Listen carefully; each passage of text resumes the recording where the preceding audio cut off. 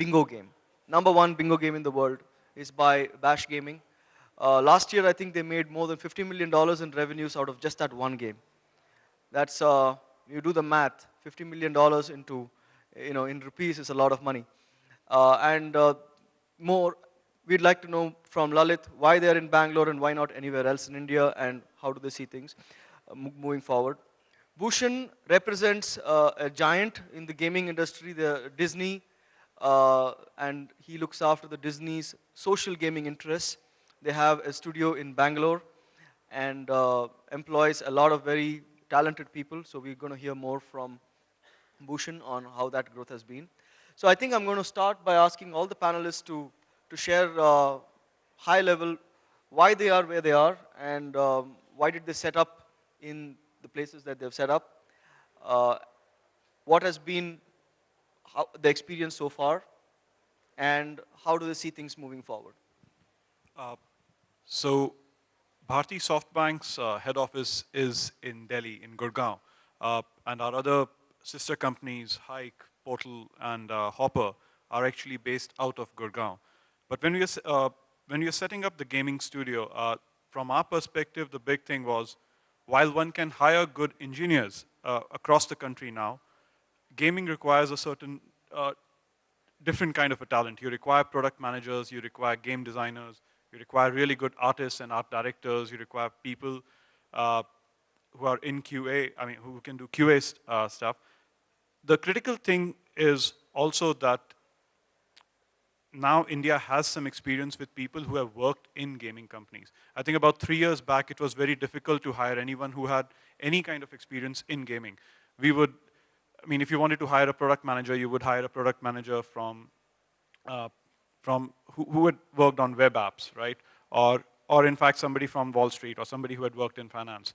But that's no longer the case. You can actually hire people who have some gaming background. Uh, but from that perspective, I think the one place where we felt that it would make sense to set up our studio and hire people was Bangalore, right? The other thing is we are also a startup. Uh, Bangalore is by far the most startup-friendly city in India. I mean, there are other infrastructural costs which go into setting up a startup, whether it's your premises or whether it's the fact that you have to source food on a daily basis for your employees. You have to keep your employees happy. Uh, so from that perspective, and here's the big thing, right? When we tried and hiring people in Delhi, most of them did not want to move to other cities. In fact, most of them were happier staying. Even folks from Hyderabad or Pune are happy going to Bangalore, right? Moving to the south as opposed to say moving to Delhi. So I think from that perspective, it was a smart move to Bangalore. And we've been here now for 8 months, and it's been a good move from our perspective. Sunil? Hi guys, I'm Sunil Tankamashi. I'm the founder and CEO of Deep Blue Worlds. Now, when I started Deep Blue Worlds, I had a major problem, and the problem was that I was personally used to budgets in the excess of $30 million for a game per game, and that's because of my background is to actually more than 15 years working in very hardcore gaming industry. Helped found the Medal of Honor franchise and helped with the initial Call of Duty franchise, etc. Like we were in the core team, so I was the animation director for both of these. So my mentality also was very skewed, very distorted actually to the reality. So when I spun off a company to do something very different, because I felt like I was done with the violent games or war games, and I wanted to do something a little more meaningful. By that I mean something for kids, something I could give to little kids to play. It was an entirely different kind of a game. So that's when India came in. So I'm based in Los Angeles. I've always been since I left here. But so I realized that the only way this could ever happen was if I used India in a tremendous way. And it did take some time to do that, but very quickly, within a few years, I was able to to set it up so that 80% of my development work is being done in various parts of South India. I mean, I was bouncing around Chennai and Bangalore, etc., settled down in Cochin. So I can say that, you know, I'm very extremely happy with that, with how it's been working out. It's not without its challenges. Actually, there were the challenge, the biggest challenge has always been this, in that at least when we started off, nobody really knew, they did not know how to make games. And that was fine in a way, because I was able to get really good costs for, I was able to work out a really good cost structure, because I was going to train to set up how to begin to think like a game studio. So now the biggest challenge still was the fact that making games is not straightforward. If it were straightforward, I'm telling you, it's not going to be 175 game companies in India, but a billion, because everybody would allow that to happen. But it's not straightforward. It takes a certain on-the-floor innovative thinking, like on your toes innovation that happens continuously, especially when you're trying to create fresh new features. So that was very difficult in the beginning when we were doing it in India. Things that I took for granted in Los Angeles with my guys there, I had to really come out of my mentality and try to remember that, okay, this we are trying to rebuild here. Like, I'm trying to help educate also in how to really think through these kind of things. So that, and the second thing was infrastructure. Infrastructure, as in that I would love for Skype to just turn on and just have a strong bandwidth all the time. I would love it for us to just really do the promise, which is that, you know, it's like you're in the other room with Skype. That's not really the case. Depending on the time of the day, depending on if the other parts of the studio are downloading or uploading stuff, it just goes crazy. And many times I have nearly thrown away my phone. I have tried to punch my hand through my computer screen. I've been so frustrated. But at the end of the day, I'm still happy. This is like, it's the pluses are far better than the negatives, and the technology keeps getting better. So that's my story. So Lalit, your story. Uh, we started in an interesting time, like during the dot-com boom era, like 2007, 2008 era. And I'm basically from the East, Bhubaneswar, so I wanted to start a company there. But Bhubaneswar back then was not as startup friendly or accommodating as Bangalore was. So we had a tough time hiring there. So I spent around 6 months trying to attract talent from colleges, from everywhere, my friends. But the problem being, it's very difficult to convince and sell a startup dream to a person in the East, which I find much more easier in Bangalore. So, I mean, all three of the co-founders, eventually, after 6 months, we decided that this is not going to happen in Bhubaneswar. We have to go to a place where we can find talent easily. And the clear choice was Bangalore, because I already had few friends here who were willing to join my startup at that time. And there was a dot-com boom bust, so a lot of people were laid off. There was abundant talent at that time. And I mean, luckily we were able to find a good office, sharing it with the startup initially for 6 months. So that brought down our cost. So a lot of positives were there, like low cost to start up, good talent, abundant good talent, and very easy to sell your dream to them. Like if you can easily convince a person saying, I'm a startup. They know what is a startup, how the startup works, what is the culture there. It's not as easy as big corporates in a startup. You have to work very hard in a startup. So all this is very easy to explain to a Bangalore IT guy than to somebody in the East. So that was a big motivation for us to come here. And we came back, we started operations here in Jan 2009. And from that point on, it has been very easy for us to scale up, because the gaming industry also has grown, and the talent also has grown in Bangalore. And especially we have been based in and around Koramangala, and where we find ample infrastructure in terms of offices ready to occupy, leave, go to a bigger office, scale up. It's been pretty easy as compared to any other place in India. Bhushan? Yeah, hi. I would like to ask the same question again to all of you, which Rajesh did. How many of you play games? What kind of games? Console games? You must have played some kind of games. So I'm just trying to relate what we do. Um we we build games, but a different kind, which is pretty new age. It's called social gaming, and everyone has a Facebook account, I'm sure. Yes, How many people with obviously. Facebook accounts? Facebook accounts, everyone? Absolutely. So all you have to do is go to Facebook account and just say, let me give you a famous game which is not ours, which is Farmville, which I'm sure most of you must have played. And there's a lot of technology involved in building a game like that. It's a free game. As you keep playing the game, you'll find new challenges in the game where you need to spend money on virtual goods. And that is exactly what we do. So when we started in Bangalore, it was 2009, November. And at that point in time, we were not Disney. We were Playdom, a startup, again, based out of Palo Alto in California. And they wanted us to set a subsidiary in India because the number one engineers are from India. And the number one place to look for them also, I would say, is Bangalore, right? And that was our target market. We could get good engineers here. And initially when we started, luckily we had good funding as well. So getting the talent was not a problem for us. It was a startup, yes. It was a challenge, but we targeted the premier colleges like the IITs and NITs.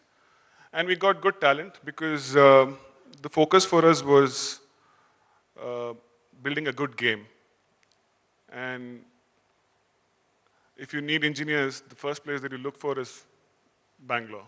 And that's why we started here. And it's pretty cost effective as well when you compare setting up an office in California. You get good talent, and like what Anshumani mentioned, people from Delhi who wanted to move away, I think the only other place they probably liked was Bangalore because of the weather. So that worked in our favor as well. And it was cost effective, I would say, compared to setting up an office in Mumbai. It's definitely cost effective. So tell us more about, I think one of the challenges that we all face in developing games in India is that the employable pool does not, has not really grown up playing as much games as we would have liked them to. They have not grown up playing games like some of the people in the West who have grown up playing games from childhood. Yeah. And so hence they lack the sensibility. So today, if you had to give an analogy, today if someone says that he or she wants to become an author, what would you expect? You would expect that that person has been reading from a long time, has been reading from childhood, has built that appetite and built that knowledge of reading different types of writers, and would have reached a stage where is now, with good knowledge of, whichever language that they're writing in, would be now in a position to start writing something which is expressive and which is impactful. If you're looking at someone in India who has to now change that to the gaming industry, someone says in India, I want to be a game developer, the chances are that that person has just played few years, maybe the last 3 4 years of his, has played games, but they've not played games right from the beginning. And it makes a lot of difference. It's like saying if somebody has only been reading books for last 3 years and suddenly says, I want to write a book, how seriously would you take that person? It's the same story, and but there is tremendous uh, zest to learn in India. I think that's one of the things that keeps us going. My studio, I have 2 studios in Bangalore, and we have more than 300 people. Um, and you know, we are still here. We haven't moved away, and we are still growing here. And I think it's because the talent may be raw, may be new to games, but they're very, very eager to learn. And then once they have learned, they grow from there very quickly. So I want all our panelists to share some of the experiences on the team, team dynamics in terms of, you know, what has it taken for you to nurture the talent, and what are the challenges, and what have you seen, some of the interesting things that you may have seen in that process? I think the first thing which, as you clearly mentioned, right? I think the very first generation of Indians who played games are right now at the right age, right? So the kids who started playing the old Nintendo consoles, which was called a samurai console in India, the N64, right? Those guys who grew up in the 80s and then eventually played games like Age of Empire. By the time they reached college, you know, they played Counter-Strike in the early 2000s. Those are the guys who are finally in the industry looking for jobs. So the good thing is you, more often than not, you meet people who, and I'm not saying that just the ability to play a lot of games equates you to being able to make games, but at least it's the first step. You have an appreciation of what games are, right? Why games are fun. I mean, the analogy, other analogy would be just because you watch a lot of movies doesn't mean you can make a movie, right? So that's the next step, which is acquiring certain skills. But at least you have an appreciation for the medium, and which we find, I mean, you meet a lot of 20, 30-year-olds who kind of have been playing games for at least 15, 20 years. So when you meet them, you kind of, they can at least tell you what works, what does not work in a game. I think the second set would be the people who took the jump early on and actually kind of taught themselves how to design or how to code, right? I mean, we have a very solid background in engineering, which is a good thing, but we do not have a very solid background in making products, right? So the second set of people I look at, they might not have made games, but they might have made products of certain kinds. I mean, they've either made web products or mobile products, right? So at least they can take that jump, because I wouldn't say a game is just a product. It's not like soap is also a product. A game is a very different kind of a product, but at least they have slightly better skill set in terms of they can now make things. So appreciation for gaming and the ability to make things, right? And then of course we also have people who have worked in organizations where they have executed. So you have people who can actually execute, right? Who can do operations, who can execute, who are good producers, right? I think when you bring all these people together and then tell them, now you have to sit and make a game, right? Uh, the only requirement then is the amount of time and the iteration you would take to be able to build good games, which takes time. I'm not saying they will succeed all the time. And hopefully you might have the advantage of getting experienced people uh, who might have joined from the US or who have been working in the industry for a long time, who kind of come and mentor these people. I think once that happens, the scaling up is really fast, because what you then need is credibility. What you then need is, okay, I've made one game and I've released one game and I've been running it live for 6 months, 1 year, right? That gives, so in my startup, we have a lot of youngsters uh, just out of college, 2 or 3 years out of college, who have all just released their first game, right? So for them, the the experience of having made that game and having released it is huge, right? And you can see confidence is actually a very big deal in this. From going from 1 game to 5 games is then just a matter of routine and actually putting in the hard work. The first game is difficult. Yes. So I got to say that I believe in developing ecosystems, and I've always been an optimist in this one fact, in that, look, it doesn't matter if the current, it doesn't matter where the people are right now, because literally just like Moore's law, every 8 or 10 months things are rapidly changing.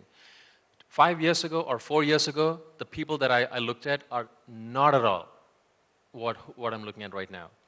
So the people that I worked with a few years ago in South India, they were absolutely ignorant about games, absolutely. Today, they actually launched a bunch of products even before I did.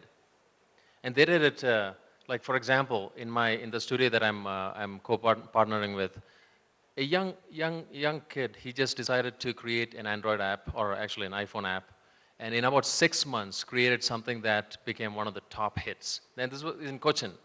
It's a voting app where you can actually tell, I've suddenly forgot the name, but you can actually ask your peer group what they think about X, whatever that is.